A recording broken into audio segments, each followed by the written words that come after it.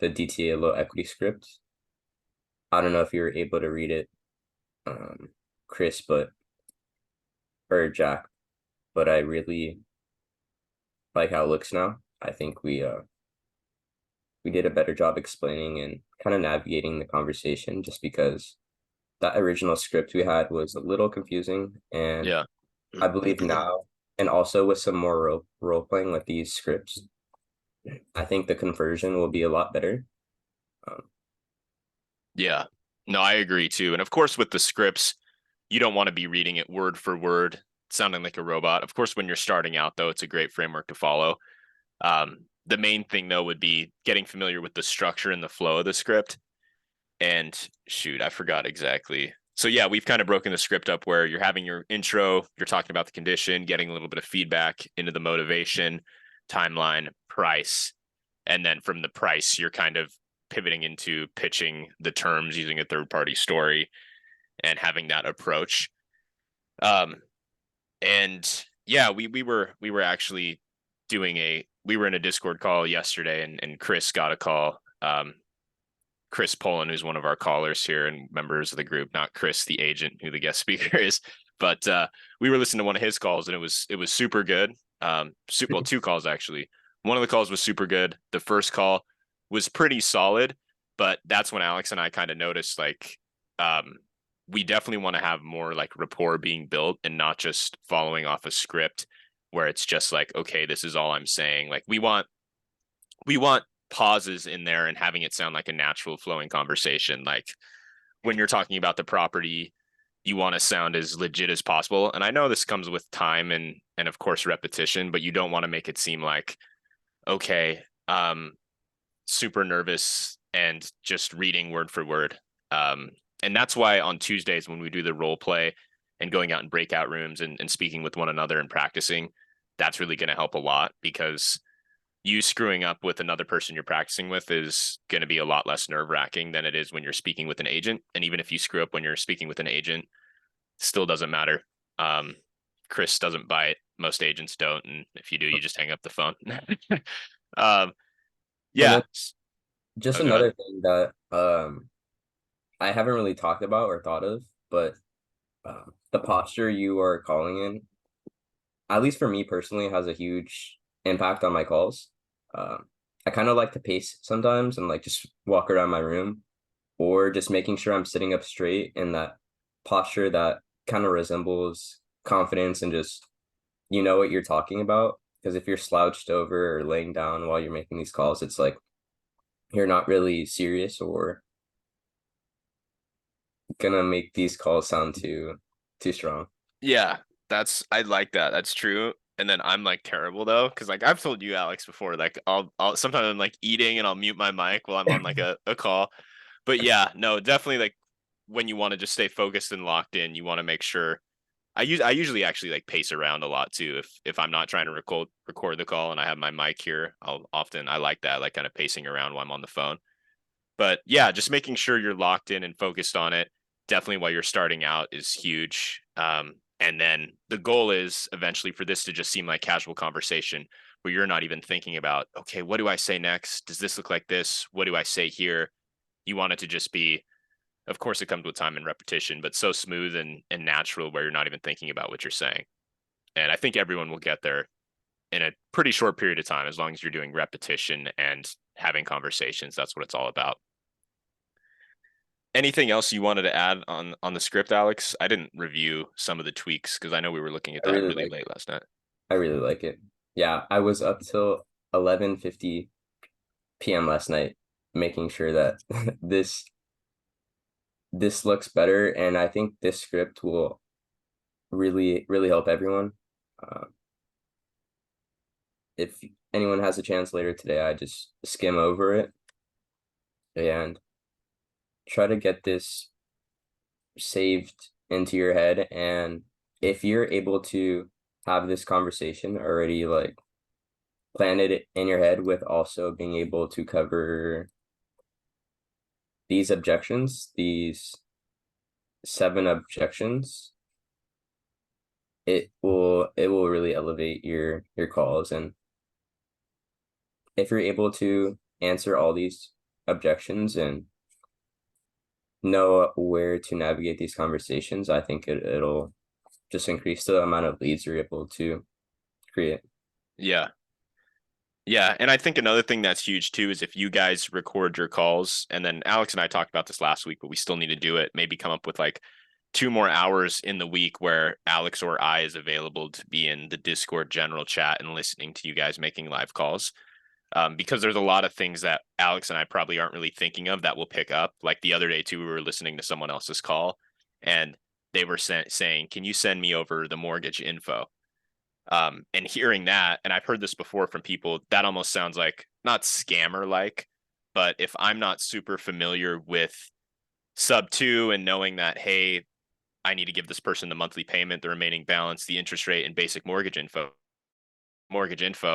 I heard the tone of voice change from the agent, like being a little like skeptical, you need the mortgage info, meaning that agent probably thought that someone wanted the login information to log into the mortgage. So you definitely want to make it sound like, hey, well, honestly, in order for me to put something out in writing to really know exactly what we'd be purchasing and getting ourselves into, I'd need to know those exact numbers. So do you know by chance the monthly payment, the PITI, what that interest rate is and what the remaining balance is?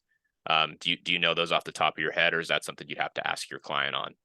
Something like that is a lot more open and makes sense in comparison to, hey, can you send me the mortgage info? That's just one thing I wanted to mention. Then also too, making sure you're confirming with that agent what the best email is for them. So once we're sending something over an LOI, we have the right email address, because I've noticed a handful of times there's been like, I guess, a typo. Just make sure it's the right email, or sometimes we're just going off the email that's on the lead sheet, which is usually correct, but sometimes it's incorrect. So it's just nice to always just clarify and confirm what that agent's email is, so it just doesn't add another step to the process. And then another thing that really helped me when someone brought up the whole asking for mortgage statements is to make it seem really casual. Like when you have this, when you say this sentence or sentences, it's important not to get serious or sound too professional. It's something that should be very casual because I've noticed just for the calls I do, when you're calm and collected, it comes out much easier and agents don't take it as like, okay, why is this person asking you for this information? Yeah, no, very true. And one other thing to touch on, this is, well, are we done with the script, Alex? I think we kind of covered everything within a script. Yeah. So one other thing I just want to mention too is in terms of what we're actually submitting that looks like a lead. So once you go through those new videos, I touch on this and solidify that again. So basically, I could go on the MLS right now. I could go on Zillow and I can pull 500 quote unquote leads or properties, right? Just randomly, because if something's listed on the MLS, the house is obviously for sale and there's motivation there, or the seller would have never signed a contract and put it on the market. So basically, like, anyone can submit a lead that's listed on the MLS and say, hey, this is a lead, can you take a look at it? But at the same time, that's not like, Alex and I could do that all day long on things that aren't leads, essentially. So one thing that's important, like when we're submitting leads, it should either be one where the agent has said that we can explore taking over the existing payments and the agent has given you the monthly payment, the remaining balance, the interest rate. If it seems like some sort of creative option is going to work, that's when you submit a lead. And then if they are open to the cash offer. So the cash offer that we're making, basically we want to, and you'll see this in the new updated script and also in the videos, we want to disqualify the cash offer because 99% of the time the cash offer isn't going to work. We're just doing like a quick 60% estimate of what the listed price is or what the estimate price is on like Redfin, Realtor, Zillow, whatever it is. And it's important how you deliver that too, because a lot of it's just based off tonality and how the agent sounds, the condition of the property, the timeline of how long the property's been listed. Like when we were reviewing calls the other day with someone as well, I was saying like, oh man, I was messaging Alex while this person was having a call. I'm like, if this person tells this agent 60% of the list price when it's only been on market for 8 days, this agent probably won't take them seriously. And the person calling did a super good job because he didn't say that. He was like, honestly, like, of course, as an investor, my cash offer, if we're buying something all cash, I'm not paying close to retail. I'm going to be quite a bit lower. So there's probably not much room with the price there. You said the seller's pretty firm, right? Okay, so I don't, and then he pivots into pitching, taking over the existing payments. So that's what we want to do in scenarios like that. But if they say there is flexibility, like it shows in the script there, price is firm, and if there is wiggle room in the price, then we pitch that lowball cash offer. And maybe one time out of 100 times pitching that, someone might say, screw it, there's enough motivation there. We were willing to drop, that's close enough, we'll do it. And then we have a cash wholesale deal. So I just wanted to mention that too, because there have been a decent amount of leads that are submitted where it's just like a listing on market and or an agent just emails someone a decent amount of other listings they have, but that doesn't mean those are actual quote unquote leads. It's just listings. So basically just be submitting something when it seems like the seller is open to a lower cash offer, significantly lower, like 60-70% of what it's listed at. And then of course, if it sounds like they're open to creative terms, whether that's sub two or seller finance. So that's one big thing I wanted to touch on too. Did you want to add anything to that, Alex? Was that pretty clear? That was pretty clear. Just one thing, when you're saying this, the 60% of list price or 60% of ARV or estimate, whatever, you'll get a lot more people that might be at least entertaining the idea when you're not calling off the low equity script.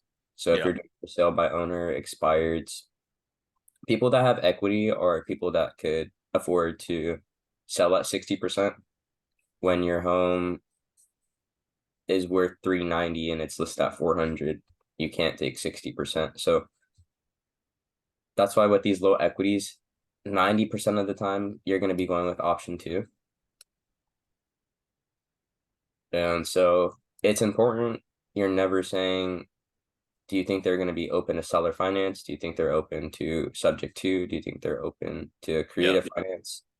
Terms is the best way to pitch creative. And so it's very important that you're not saying any of those other terms. And when you say this, you might have an agent be like, okay, well, what terms are you putting together? Then you're going to go to this option 1. And I believe that this will honestly help as much as possible. And then also another thing to mention is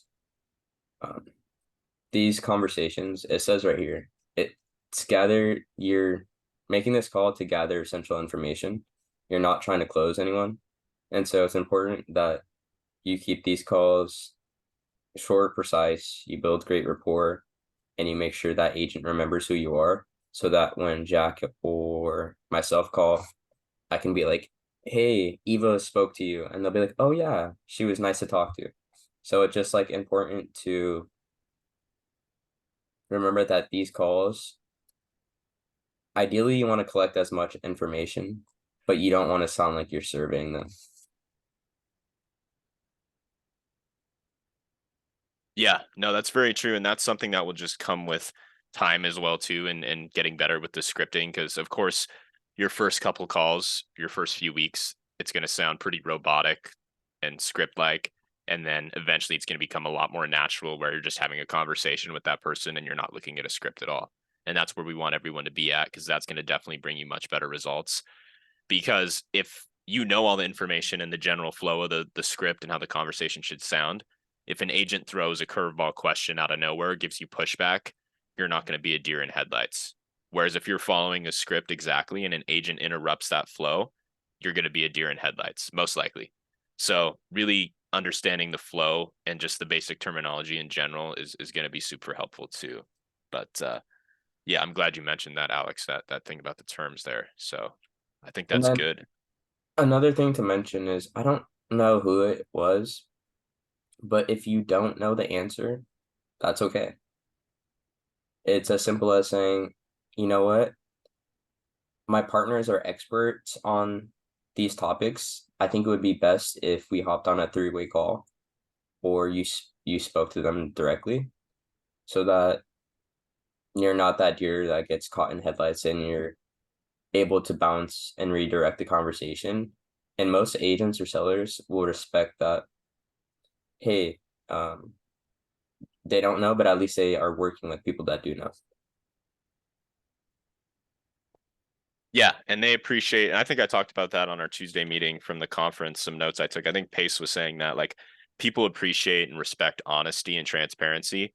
So you admitting to that, they're probably actually going to like you better than someone who's trying to be like a know-it-all and is just lying and seems kind of not saying you don't want to sound salesman-y, but that kind of can take away like a salesman BSer aspect if you're just transparent and say, honestly, I'm not 100% sure on that exact question. I don't want to give you the wrong information, but my partners, they do a ton of these and they can answer them for you. So that definitely helps. And are we good on that then, Alex? Anything we wanted to touch on before? Maybe should we look at one lead or see if someone has any other questions before we jump into Chris's portion? Let's let's let's take a question.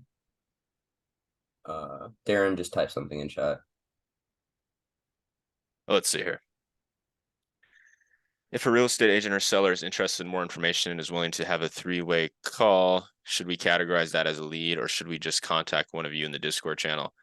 Honestly, I think something like that would be just contacting in the Discord channel. I mean, unless they gave you specific numbers and it seems super, if they gave you specific numbers of the remaining balance, the monthly payment, things like that, that's when you would submit the lead. But if they're just like, a couple of people have called me about this, about doing sub two, I'm just on the fence. I've never heard of it. No one was able to answer my questions.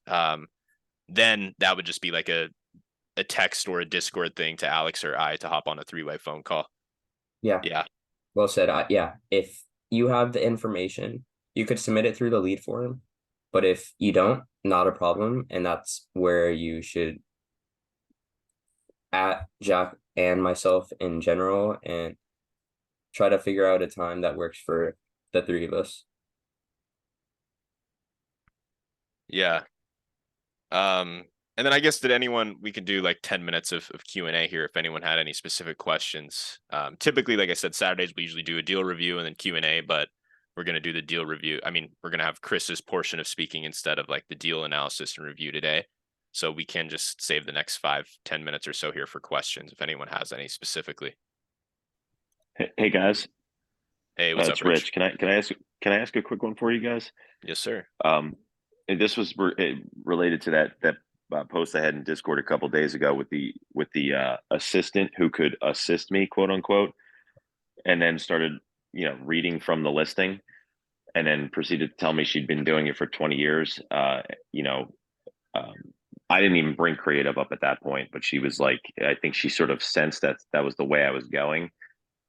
Because I had asked if there was this was great. I asked her if it was if we could do a cash offer, would there be any wiggle room? And I hear her kind of like turn to probably the guy that I needed to speak to and goes, "Is there wiggle room on this house?"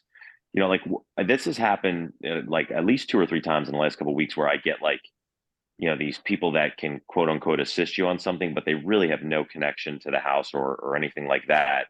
What are your suggestions? Like they don't really know. They don't know the seller. They don't know the house. They don't. But they just have no idea of what's going on. Without being a jerk, like how do you suggest like me saying, hey, can you put someone more familiar on with the property, or is that just the way to do it? Yeah, I would just say, hey, can I speak with the listing agent on this? I mean, I wouldn't say you don't sound like you know anything about what you're talking about, but I would just say, hey, right. Is there any way I could get connected with the listing agent on here? I'm representing myself. I don't need a buyer's agent. I'd just like to speak with the listing agent, because occasionally, like on Zillow and some of these numbers that are pulled, there'll be like the brokerage's phone number, and then you're getting connected with someone at the front desk, and then sometimes they try to pawn you off to like a buyer's agent to try to get more commission for the brokerage. But definitely just asking to be connected with the listing agent would probably be the best route on that. Yeah. Okay. And Alex, this was a weird one too. And this was one of these situations. I think I told Alex about it where the person I called and got one of these these, I don't know if it was a secretary, I don't know what it was, but they're like, oh, are you are you represented by, are you an agent or a buyer? And I'm like, oh, I'm a buyer. And they're like, oh, well, if that's the case, then you need to contact a seller directly. We can't help you with anything. And I'm like, what? I had never heard that. I think I hopped on the phone right after that with you, Alex, and you had never really heard that either. But that was just so bizarre. But this has happened, like it's happened a couple times in the last week, so I figured I'd bring it up. You want me to take this one, guys? Yeah, you got it. Gonna answer that one real easy. Okay.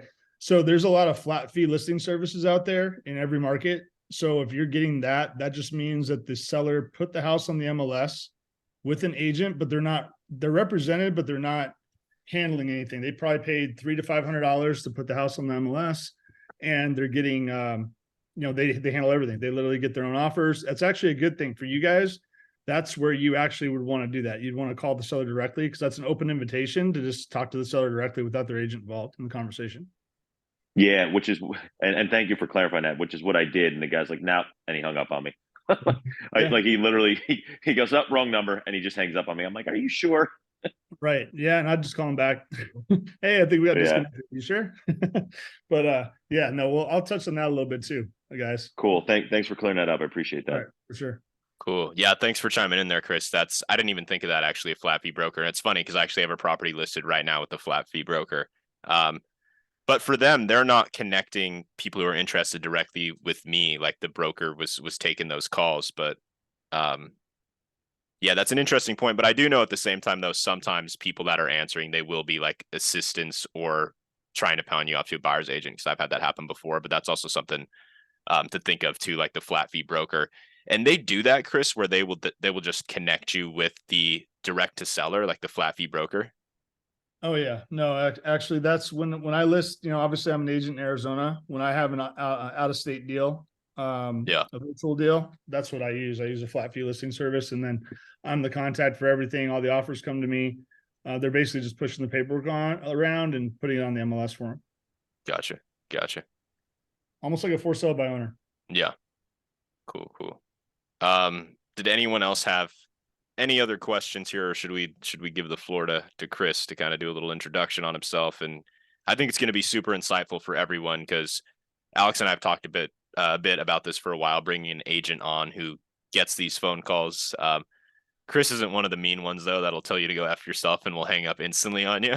But I know some of you guys have experienced that. So just getting it, feedback directly from an agent, I think is going to be super helpful. Going once, going twice, no more questions. All right. Question for you, Chris. Okay, go ahead.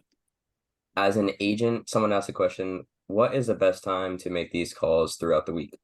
Like, I typically tell people from 10 to 2 is when I would see the best pickup rate. But I'm just curious from your angle, what times do you like people to call you? Me personally? Yeah, Well, Alex? Okay, yeah, no, I thought you were asking me. Yeah, never. Don't call me, just kidding. No, actually, pretty much a good agent, a busy agent's going to answer the phone all the time, or they're going to have an assistant answering the phone all the time. There's pretty much no better time of day, because I think you guys know from getting to know me that I'm pretty much 6 a.m. till about midnight. I'm kind of going, but that's me, Yeah. So, I would say, though, probably more often, as you get in the later afternoon, that's probably where an agent, again, depends on their style, how busy they are, that sort of thing, is going to be probably running appointments, doing their own follow-ups, trying to catch up on their own stuff, right? For me, I guess to answer that question, for me personally, in the morning to me is better. I would say after 9 o'clock, probably after 9. So I've already got like the first stuff in the morning kind of off my plate. Maybe between 9 and noon for me, but that could be different for everybody. So it's kind of hard to say what a best time is. Leave them alone I would say, if you're going to call them on the weekends, do like Saturday morning. And other than that, I'd say that's probably the target on the weekend. Maybe Sunday afternoon wouldn't be so bad. A couple hours. Yeah, and it's funny because Chris, you're an exception. Maybe we should maybe next weekend we'll have a lazy agent on on the Zoom to share, but you're an exception where it's like, I can get you a bunch of them, man. I'll go round up like 5 different types. I'll be like, all right, you're just gonna get on here and talk about. They're gonna ask you a bunch of questions. You're just gonna answer them, and you'll get every answer under the sun. So yeah, totally. But getting your perspective of, I'm sure any client that calls you, or even if you don't recognize the number, you're going to answer it because it's an opportunity there for yourself. Where a lot of agents are kind of the opposite, where you almost need to call them 4 times and leave them 10 messages, and then they'll finally get back to you and say, "What do you want?" Where it's like they're just doing it for fun and this isn't their career. Right. Yeah. Yeah, but it's a numbers game. You make those dials, you're going to get those contacts, right? Yeah, exactly. And well, I guess, Chris, if you want to just jump in with a basic intro on yourself. I know you've already kind of been talking a little bit and answering some questions, but just giving a little bit of background and then touch on some things you wanted to touch on and open up the floor. Yeah, no, that sounds good. We can do that. So I'm going to go just because, I don't know the group really. So I'm going to actually just start off. I'm going to go way back for a minute, but I'm going to be quick. All right. So just so y'all know, when I say way back, I mean, I started in 2001 at 23 years old as a telemarketer for a mortgage company that was 100% commission only. I worked 4 hours a day on the phone for 6 months, no paychecks, but tons of appointments. Nothing was closing, no pay for 6 months. I was selling credit cards in the morning and mortgages that weren't closing in the evening. And once I learned to practice, what I was doing, actually take the time to practice my scripts and kind of learn it better and ask higher quality questions and build some rapport, things started to turn, right? So within about 6 months after no deals, no commissions for 6 months, I was at a point where 6 months later, they were giving me a $4,000 a month draw, which was like a salary against commission. I had to pay it back as I got commission, which is probably equivalent to like, I don't know, $7,000 a month today. So I went from 0 to 80,000 a year, you could call it, overnight. It felt like. Couple of years later, I was running a team of 25 loan officers as a sales manager. I literally had a line of loan officers standing at my desk asking me to help them close their calls, their clients. It was a loan by phone company, so to speak, where everything was done over the phone. In fact, one of my managers back then was in his 50s. He was a manager at the previous company. Now he was standing at my desk so I could help him close his loans. And really what I would attribute it to is practice and constantly listening to others and trying to learn as much as I could about how to, just understand the psychology of the people I was talking to and what they're dealing with, what their pain points are, what they're going through. So I'm going to touch on that a little bit, but just, fast forwarding, market crash in 2008. My wife got a real estate license that year. So her first listing was a short sale that we failed at. I actually mowed the grass for her first open house. Trust me, you don't do open houses on short sales. It's pointless. But anyways, that was our first foray in real estate. After the market crashed, I took the last of my credit before I stopped making all my payments because I was out of money by then. And I bought a $10,000 course with the last of my credit to learn how to negotiate and double close short sales. So after about 7 months of grinding on that, I finally closed my first deal, but I did make 50 grand on that first one. And after that, I was kind of hooked. I already had a pipeline. Point there is that you got to persevere through the tough part, because if you just stick with it, most people quit right at the moment when they're about to take off. And you can kind of feel it, but it feels like it's not really working well. And all of a sudden, next thing you know, appointment. Oh, hey, we got one under contract, and just starts to snowball. Nothing comes easy, anything in life, but definitely in real estate, you got to work at it. So as I said, started doing the short sales. By the time I closed that first deal, I had a good pipeline going, so I just kept going at it. I had no other choice, to be honest, guys. My back was against the wall.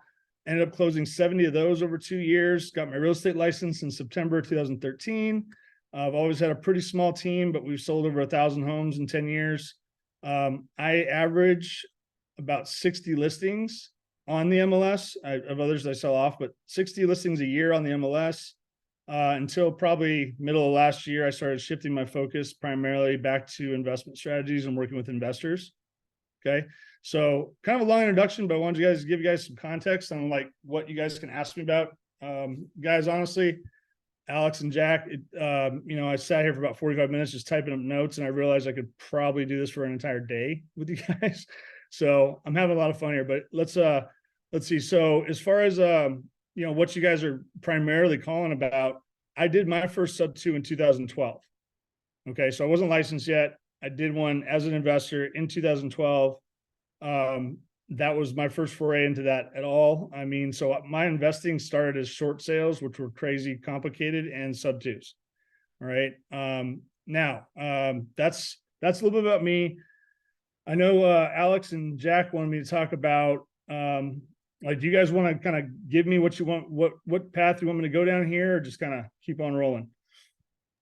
Yeah. So honestly, just wanted to have the group to have an opportunity to actually like speak with you and ask questions and things like that. One thing I did kind of want you to touch on too is what you're looking for in terms of credibility and seriousness. Cause I know when we've talked, you've said you get a lot of people that are calling, and it sounds like they've watched like a few Pace Morbid YouTube videos. How can people in this group stand out from the 5 calls a day you might get on a listing you have that has low equity on it? Okay. So guys, let me just start off with this then. I'm one of those agents that if you call me, I'm not going to be rude. I'll be friendly. Okay. But I also understand my duties to my client. So I'm going to be very guarded with it. And I'm going to actually probably turn around and start asking you more questions than you're asking me. And that's kind of an indicator you probably have someone knows what they're doing on the phone. Nothing bad with that. Nothing wrong with that. Alex, do you mind if I share how we met? Yeah, go for it. Okay. So Alex called me on one of my listings. I don't remember when, it's, been quite a while now. Called me on one of my listings, and, and again, like I said, I'm one of those agents that'll be friendly, but guarded. Because my client's business is not yours, if that makes sense. But again, you talk to all different types of agents. So we'll get into that in a second. So Alex called me up, and he sounded pretty good. And he's asking me the questions you guys are asking. And I said, hey, real quick, just curious, have you done a deal before? And he said, well, I got a couple I'm working on. I'm like, okay, sounds good. How many calls you making? And Alex told me he was making about 150 calls a day. And I said, okay, good. So you're doing the work. Okay. I said, are you only calling, one market? You calling multiple markets? He said, yeah, I'm calling, and I happen to be in Phoenix. And he said, yeah, I'm calling Phoenix. I said, well, Phoenix is good. Don't not call it. I said, but you want to diversify it a little bit, because as you spread around, you're going to start to talk to people in different markets that are going to give you you're going to get a different type of agent almost in different markets. They're even going to be different from state to state. Okay.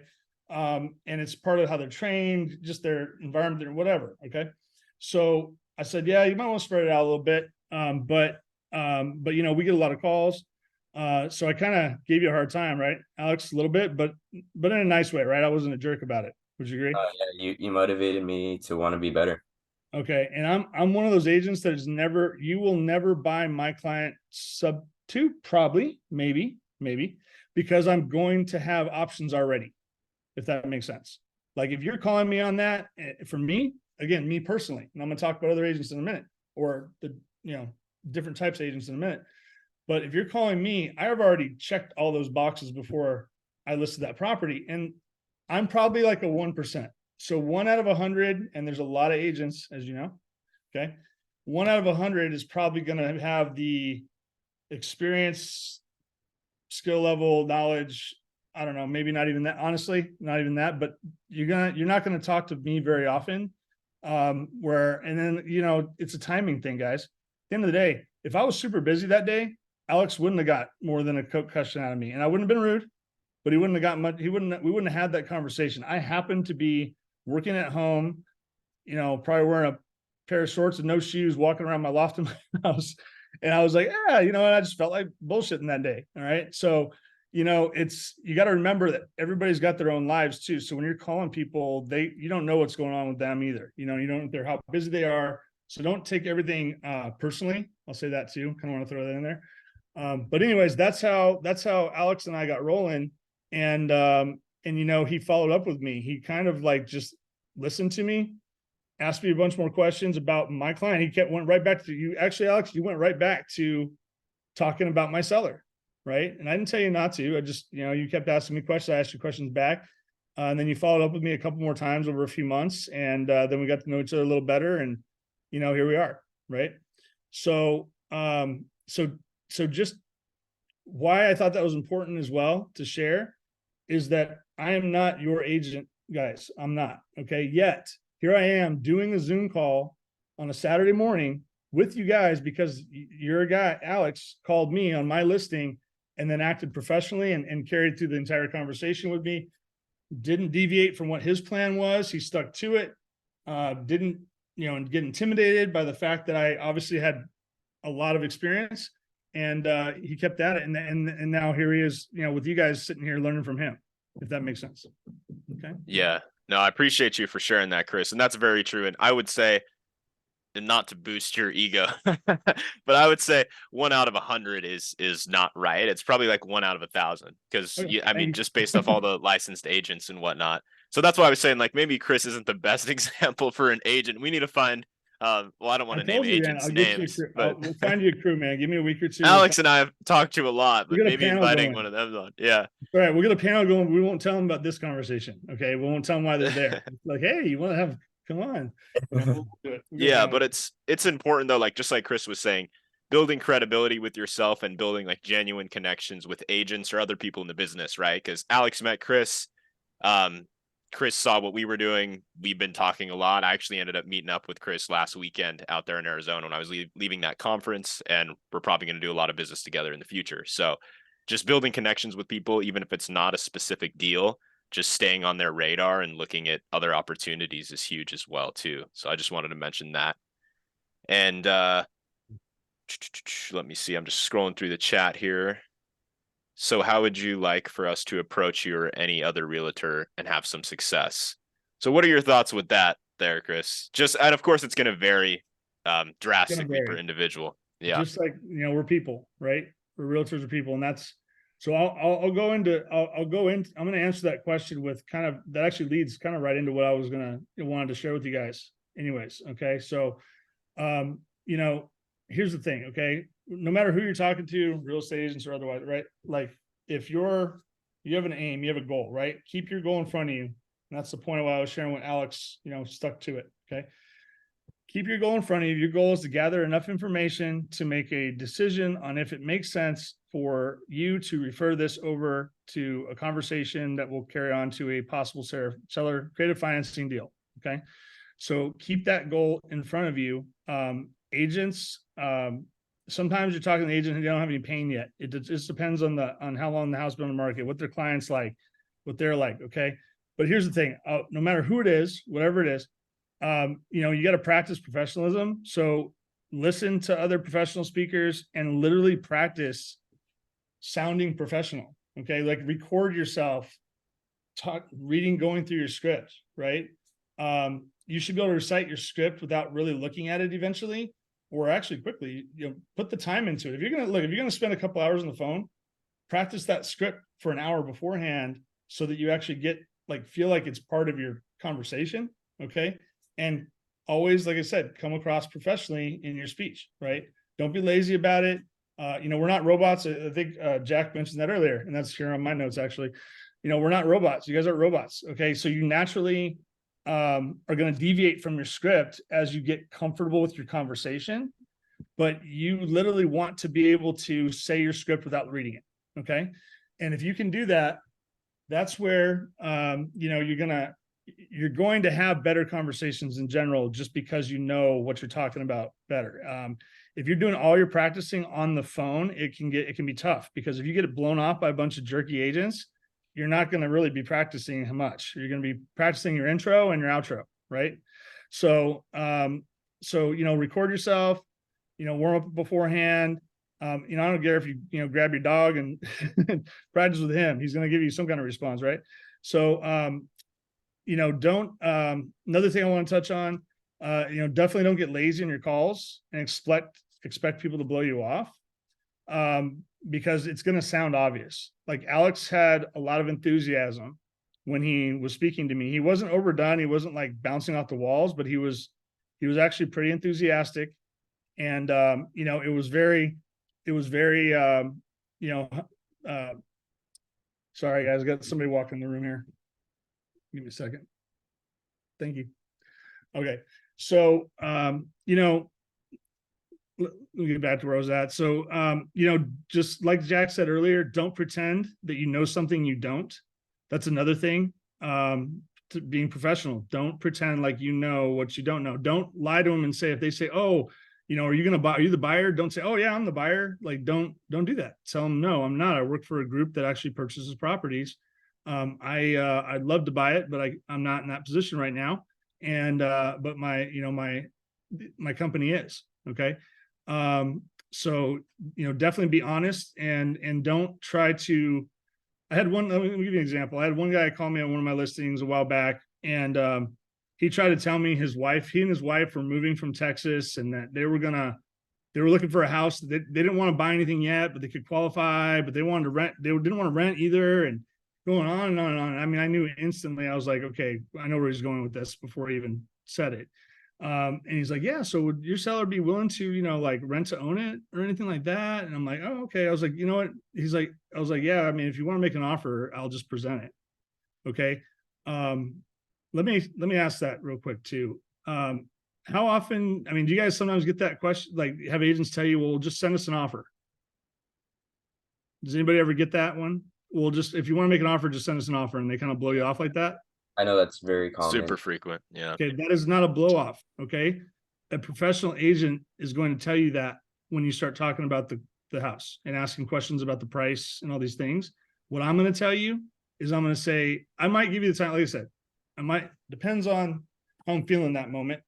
But what I will do every time, if you start asking me about price, my like a robot response is, I don't discuss price. You guys are going to take that as like, oh man, this guy's a jerk. No, I don't discuss price. That's between me and my client. I don't care if you're an agent. I'm going to tell you the same thing. Agents call me all the time. Hey, I'm showing your listing. Do you want to, you know, how, you know, is the seller negotiable, whatever? I say, you know what, go show it and send me an offer. Okay. And then they go show it. And that same agent calls me back and says, hey, yeah, they like the house. Like, so, you know, they need closing costs and all this stuff. And I'm like, just send me an offer. Just send me an offer. I mean, I'll say it 4 times over until we get off the phone. Because until I have it in writing, I can't really present anything to my client. In fact, in a lot of listing agreements, there's a box to check that says withhold verbal offers. Okay. So if you get don't get enticed into getting too much into the details, because honestly, most of the time you might have a 10-minute conversation with an agent and they're like, yeah. Like, I'll talk to him about it, whatever. Probably not, because he doesn't know what you're saying. That's a blow off. That's a nice blow off right there. Okay. But if I tell you to put it in writing and send it to me, I'm giving you an open invitation to do that very thing. If you send me an offer, I have to present it. However, in this context, you guys are not the ones sending the offers, I don't believe, right? Is that right, Jack and Alex? Correct. Okay. Correct. In this context, you're trying to set up for that next step. You don't want to waste Jack and Alex's time with someone who's not at least open to the conversation that you guys are having. Because you're going to dilute their efforts, and you're going to make it's going to be harder for everybody to get a deal, because they're going to be diluted. You don't want them, you want them talking to quality, right? That's what's going to get you guys your money, is them talking to quality. And, but it's tough. What that means is that if you get that one, mark it as a follow-up, you know, gotta talk, that's another piece too, but mark it as a follow-up and try them again next week. Okay. That's if you have an agent that you get a decent conversation with, but it's not really going anywhere. I mean, like I said, if they just flat out hang up the phone, tell you to F off, don't bother with them anymore. Okay. There's no sense in calling them, because that's just someone who doesn't understand how to be professional on their end either. An agent should never actually tell you that. If they do, they're very not professional, and you don't want to mess with those people anyways. But if you have a somewhat decent conversation, it doesn't really lead to an appointment right now, but you know, and they're kind of like, you know, maybe, yeah, I mean, I could talk to them, follow up with them. Okay. Follow up, make it a note, follow up 2 or 3 days later with that same agent, so that maybe after a day, you know, after a session of calling, you got like maybe 5 or 6 people that you're going to call 3 or 4 days from now. Follow up with them. Hey, I talked to you on Wednesday. You know, I know we talked about it a little bit, because what'll happen is you'll start to build a relationship. This is the fortune is in the follow-up, guys. Okay. So, all right.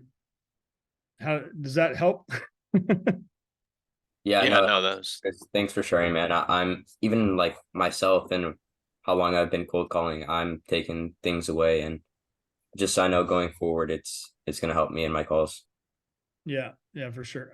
So here's the thing. So I want to touch on two other points, and then let's just open up to questions, and I'll just answer as many as I can. Okay. So, um, how do you build rapport with an agent? All right. This is something that Jack and Alex actually asked me to touch on with you guys. Um, just with anybody, not just agents, be enthusiastic, but not over the top. You want to be one level above them all the time. If they're like, "Oh, hey, how's it going?" Be a little bit more, right? A little bit more, a little bit more, but stay close to their level, but just a little more enthusiastic, because enthusiasm sells. You want to get them to feeling excited about the conversation, right? Ask them questions about the market. If you get into like some small talk, ask them about the market, because the market is painful for a listing agent right now. Okay. They're dealing with rates going up through the roof. They're all kinds of stuff, going on. And that's something to make sure you understand what is happening with the market, at least a little bit right now. That'll help. Okay. But ask them what's going on in the market. Tell me about it. Because a lot of agents like to toot their horn and stroke their ego and act like they know everything about everything. So get them talking. Okay. That's another thing. You got to get them talking. Okay. Ask them, if they're having more conversations with their seller about the price and the market than they'd like. That's another good one. Ask them, hey, are you and your seller talking a lot more than you normally would about like the pricing and what's going on with the market? Are you constantly explaining to them how rates have gone through the roof and that's why their house isn't sold and that sort of thing? On that note, tight equity right now is tighter than it probably looks on paper. Okay. Because the news will tell you that house prices haven't gone down, but they have. Okay. And so if equity is tight and the house isn't moving, you may be their only option, even if they haven't realized it yet. Okay. And that's again a reason to save a follow. Don't make a one call and then never call them again. How much are you guys touching, and Jack and Alex, on following up as opposed to that one call close, so to speak? Yeah, so we're touching on follow-up quite a bit. We have this lead tracker sheet where, and I've told people this too. So Alex and I will do follow-ups once a lead is submitted, but I'm sure as you know, the 99% of agents, it'd be good. It's hard for us with so many people tracking exact KPIs from everyone, but I Sure. definitely know a lot of these agents don't pick up their damn phones at all. So for like Alex and I, when we have a decent amount of follow-ups to do, okay, we call, that agent doesn't answer. Okay, we leave a message, shoot a text, they don't respond. So everyone, like we've told everyone in our videos too, make sure you guys are following up and getting to that point of, hey, did you receive what we sent over in writing? And essentially there, you want that balance. So you don't want to be calling that agent 3 or 4 times a day until they get back to you, because then you're probably just going to rub them the wrong way and they're going to block your number. But consistently following up, once a day for a consistent amount of time for a handful of days is definitely important with the follow-up. Yeah. It's not, you want to have a lot of contact. You need to make a lot of contacts, but you don't, you want to definitely work that list a little bit. Just because you call one time and they don't answer the phone doesn't mean you don't call them again. Call them again, right? Call them again a couple times until you catch somebody if you can. Maybe after 4 or 5 tries and they don't answer, maybe you're, check it off as a just don't answer their phone person. But yes, I just want to know kind of like how you guys are handling, that part of it. But as far as, asking the agents how many showings they've had and how many offers they've had, that's a casual feeling question for most agents. If what you're talking about, if you do get into the creative conversation, like, oh yeah, no, they're not feeling that, there's no way, ask them straight up, say, do you have any other clients that might be though, or any other coming up? Can you think of anybody right now that could probably use, that would maybe be the best answer for them if it's not them? You're just doing things to get them talking, because you want to ask more questions than them do them talking, right? That's how you know if you're winning, is if they're talking more than you are, right? Another thing, as far as just remember, like they're regular people. I want you guys to think about, like, right now, you can even do it right now. Write down 3 real estate agents you guys know, like personally. I know everybody on this call knows at least 3. Okay. People that are agents. What are they like? Are they good? Are they bad? Are they busy? Are they part-timers? What are they? Right? Recognize that. Do 5, do 10. If you know 10 real estate agents, write them down and think about who they are as people as far as you know. Okay. You're going to realize they're all different types, and so I'm just saying, don't be intimidated because you're calling agents at all. Like, don't feel nervous. Some people, I'm sure, get nervous even making the calls because they're calling a professional. Okay.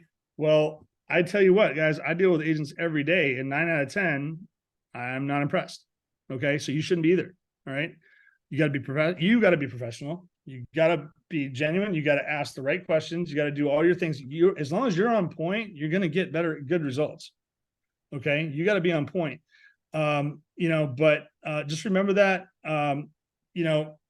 take inventory of your current sphere of realtors and who are they and how are they. Some are going to sound really, really experienced to you just because the way their voice sounds to you. Remember, it's perception. Perception is everything. Okay. So for one, don't take things personally, and don't always rely on your senses, because your senses will trick you a lot of times. You can't see them. You can't touch them. You're hearing them on the phone. Okay. So some are going to sound super experienced, professional. You're going to be like, oh my God, this dude's going to blow me off the minute I mention creative. And those people may have sold 1 or 2 houses in their entire career, or they're part-time agents that only sell a house every 6 months or once every 12 months. And they're also, it's a school teacher with a real estate license.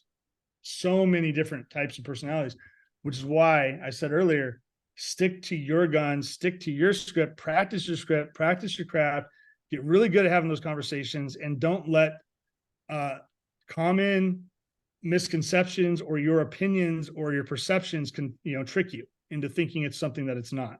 Okay. And that's pretty much, that's what I got for that part right now. Like I said, I could go on all day, but this is a good first time. We'll probably do this again, right, guys? I think this might be a good one to expand on and make a little more formal later on. Yeah. Yeah, This definitely. was a really helpful call for everyone. Yeah, no, I appreciate it, Chris. And I guess we do have a couple minutes left here if anyone has any final question or two, maybe. See, some people are typing in the chat. Let's see here. Someone go ahead, Jonathan. Hey, Chris, I appreciate, man, everything you just said is like absolute gold. So really Awesome. appreciate it. That's helpful. I know a lot of agents, and yeah, I think a lot of the really solid ones would be absolutely echoing everything you said. I guess one of the things I'm wondering is, I know agents, it's hit or miss with calls being answered.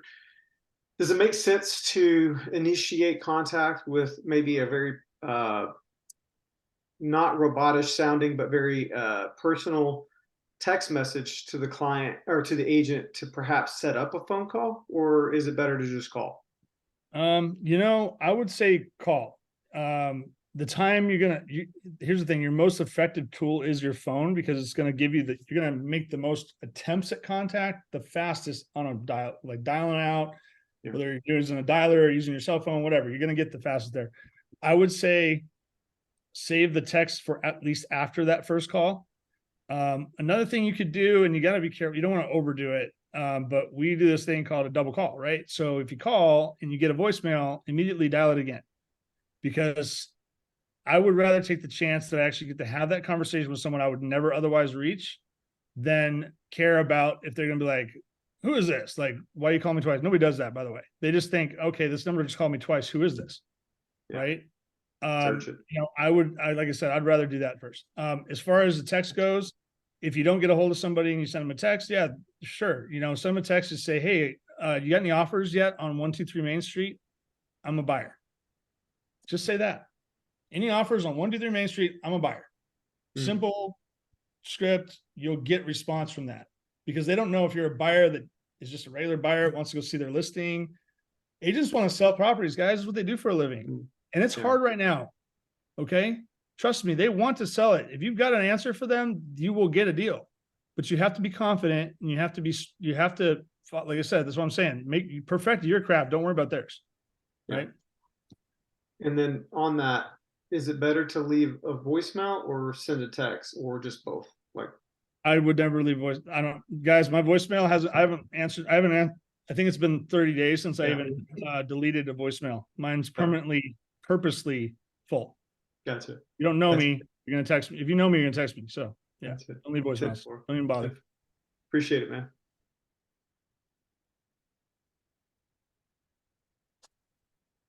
And then I see, let me see here. I see someone with their hand up. Naranjo, you have a question? Yeah. Hello. Hi. You were talking about submitting an offer, right? When they ask, I have a agent that like an hour ago told me submit an offer, but Alex and Jack told me that we need some numbers in order to submit an offer. How we make an offer without another number? Yeah. So remember what I said? I said, if in the context of how you guys are going about this business in this phase here, right? You need to take that as an opportunity to, I would follow up with that agent again. What I would do is I wouldn't, because you don't have the details you need. You need a qualified lead, right? A qualified lead is for you too. You don't want to waste your time with an unqualified lead. That's not helpful to you. You're better off calling another agent. Okay. Yeah. But if you mark that down and say, okay, all right, he was that agent that said, send me an offer. Give him a call the next day. Say, hey, yesterday you said send you an offer and I want to send you a strong offer, but I want to make sure I have all the details I need to make you this offer. Follow up with him. And he might tell you again, just send me an offer. I'll present it to my client. By third call, 2 days later, hey, you said, remember I talked to you last couple times this week. I really want to get you an offer. Guess what they're going to do? They're going to be like, dang, this guy's persistent. What is going on, dude? What do you got? Why are you so persistent? Because trust me, nobody calls anybody more than once. If you're the guy that calls somebody 2, 3, 4, 5 times, you're going to get through. You're going to get hung up on. And then you're going to know I was wasting my time anyways, or you're going to get the information you need because he's going to be intrigued as to why you keep calling him. And that's probably a better agent, by the way. He's going to want to know what you're up to. Okay. Because good agents also have buyers like you guys. It's just what it is. Right? He don't want to talk. He want just text. Since the beginning. How many times you talked to him? 2 days ago was my third text. Okay. All right. So you're following up. Then today, and text again, and he told me that send an offer. Say, hey, I need some numbers. Does he know you're creating? Has he at least let you get to the point where you're talking about? Yeah. He know. He know. Okay, so he knows you're creative. Okay, so that's probably a question for Jack and Alex when they want to know, for them to at least for them to take that to the next level. But what do you guys think? I'm gonna let you guys take that. That's kind of that's kind of more specific on a lead. Yeah. So what we have within the Discord and the helpful documents, we have like a blank LOI that people can send out, because that's a question we've gotten a handful of times previously where someone's like, hey, the agent says send over an offer, then we can talk. Hey, we don't have numbers, but we can send over an LOI template that describes what we're doing, which is taking over the existing mortgage, paying the agent commission, paying closing costs, potentially cash to seller. And then we'll have it goes through bullet point lists stating exactly what we're doing, 30-day less close, buy as is. And then another bullet point will have that says, in order to give you an exact offer with numbers, we need to know XXX or whatever it is, which would be the mortgage info. So sending something like that over, we could do that. And that's in Discord in helpful documents, LOI template. Yeah. And go ahead. Sorry. You want me to send that? Yeah. And after this call, Alex and I could kind of show you where that's at and run you through that. But yeah, sending something like that. I know it is. I saw that. Okay, perfect. Yeah. I don't know if that's for us or for you. Yeah, for you guys. So in a scenario like that, that's when you would send that out. When they're like, hey, send something in writing, just because, like Chris was saying too, if an agent is just saying, oh, send something over, and you're submitting a lead like that, that's almost the same as me just going on the MLS and pointing and saying, hey, I'm going to send an email to this agent. So like once you send that to the agent and they respond with numbers, then that's usually enough there for us to actually send out an offer and make something happen. Yeah. Yeah, I would say, can I throw something in there just to help for your group as well? Yeah, for sure. I would say, yeah, maybe a couple of contacts before you send that, though, like a couple times of that, and then you send it. Because if you guys start shotgunning LOIs off, you're going to confuse everybody and it's not going to work either. So your situation, perfect. You've already talked to him a couple times. You've talked to him. He's like, hey, just send me an offer. Send me an offer. He already knows you're talking about creative. Send him an LOI and see what that gets you back. See if that's like, it's almost like your next stage, right? So yeah, that sounds good. And then I guess if you got a couple more minutes, Chris, one last question then, Cherie. Okay. Hey, thanks for talking. I appreciate all the information. Just wanted to say that. And what was the thing you said in the text to send them for a text? Hey, is the property available? I'm a buyer. Yeah, just send a text and say, you know, it can be any variation of, hi, I'm reaching out to you about 123 Main Street. Do you have any offers? I'm a buyer. Okay, cool. Okay. Or you could Thank even you. say, you could even keep the buyer out, say, do you have any offers? And they should reply back and say, are you an agent or a buyer? And then you say, well, I'm a buyer. Okay. Because the agent wants you're now a lead, right? If I get a call on one of my listings and it's an unrepresented buyer, you're a buyer. So don't say I'm an investor. I would say a buyer. Yeah, I would say buyer. You can get into that later. You know, again, it depends on, they're all types, guys. Like if you tell me you're an investor, I'm like, cool, what kind of deals you do? What do you got? You got anything good? I'm like, I can have that conversation. But somebody A else, lot of times it's an immediate I shutdown. don't, the other people are going to blow you off because they think you're going to try to steal their client's house, and you're probably the saving grace for the listing they're not going to sell anyways. Honestly. Okay. Remember that you're buying something, but they're trying to sell what you're buying. Okay. You just got to help them understand that you're the answer to their problem. Okay. Thank you. Yeah, and I really like how you said, hey, is 123 Main Street available? I want to buy it. I think that's one that I'll probably use just going forward. Yep.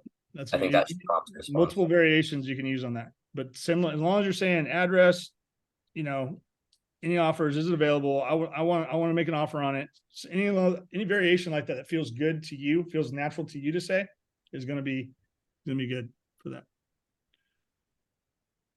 Awesome. Cool.